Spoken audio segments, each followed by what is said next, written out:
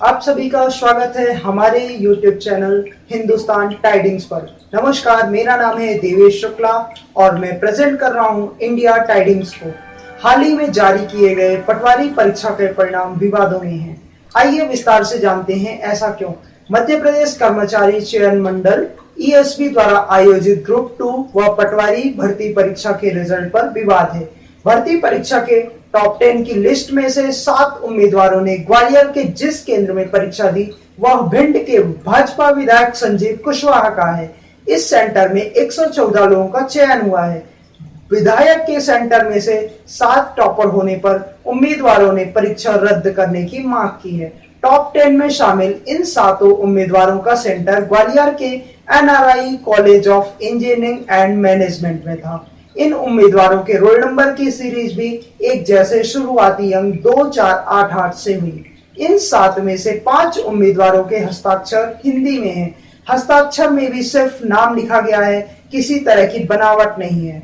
इसके बाद फर्जीवाड़े के आरोप बढ़ गए हैं। इन 7 टॉपर्स ने कुल 200 अंक में से 174.88 से 183.36 तक प्राप्त किए हैं। यह अंक नॉर्मलाइजेशन की प्रक्रिया के बाद फाइनल रिजल्ट में मिले हैं। नॉर्मलाइजेशन के बाद करीब 10 अंक तक घटे और बढ़े हैं। जिन प्रश्नों को ESB ने परीक्षा के बाद कैंसिल कर दिया है उनके नंबर नहीं दिए गए हैं। उनके उत्तर भी उन उम्मीदवारों ने सही दर्ज किए थे।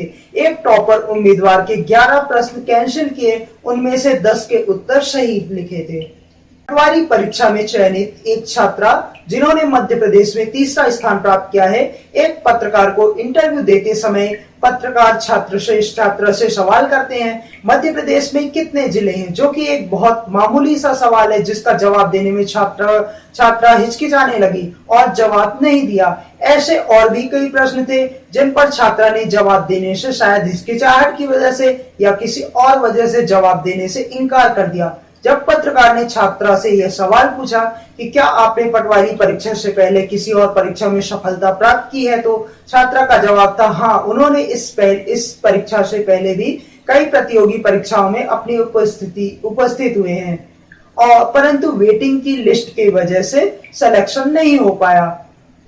जब पत्रकार अगला सवाल छात्रा से पूछते हैं किस परीक्षा में उनका रिजल्ट वेटिंग था, तो उनका जवाब था SSC MTS, जिसमें वेटिंग होती ही नहीं है। इस घटना के बाद से पटवारी परीक्षा और भी अधिक संदेह के घेरे में है। बताया जाता है कि पटवारी परीक्षा में तीसरा स्थान प्राप्त करने वाली छात्रा के अधिकतम कठिन सवालों के जवाब सही थे, बाद में जिन्हें ESB ने गलत घोषित कर दिया था और परीक्षा में आए हुए कई आसान सवालों के जवाब गलत हैं। देखिए यह वीडियो। जिन्होंने घोटाला किया है, जिन्होंने फर्जीवाड़ा किया, उन पर कार्रवाई की जाए। मैंने तो अपने उससे दी मेहनत से, लेकिन फिर भी लोग मेरे ऊपर गलत उंगली उठा रहे हैं। इससे पहले कोई आपने ये कॉम्पिटिटिव एग्जाम दिया था? हाँ, एक में वेटिंग आया था, उसके बाद फिर नहीं हुआ। किस में आया था वेटिंग? SSC MTS में। अच्छा, वेटिंग नहीं मिलती है उसमें? तो भैया मुझे नहीं पता। कुछ बेसिक से सवाल जो मतलब जो भी बच्चा तैयारी करता है वो उसके जवाब दे ही देगा। मध्य प्रदेश में निम्नलिखित जिलों में से कौन सा नर्मदापुरम संभाग में है? नर्मदापुरम संभाग है मध्य प्रदेश में।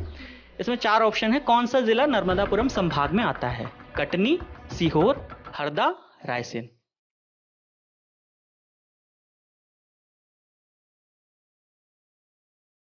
मध्य प्रदेश में जिले कितने हैं?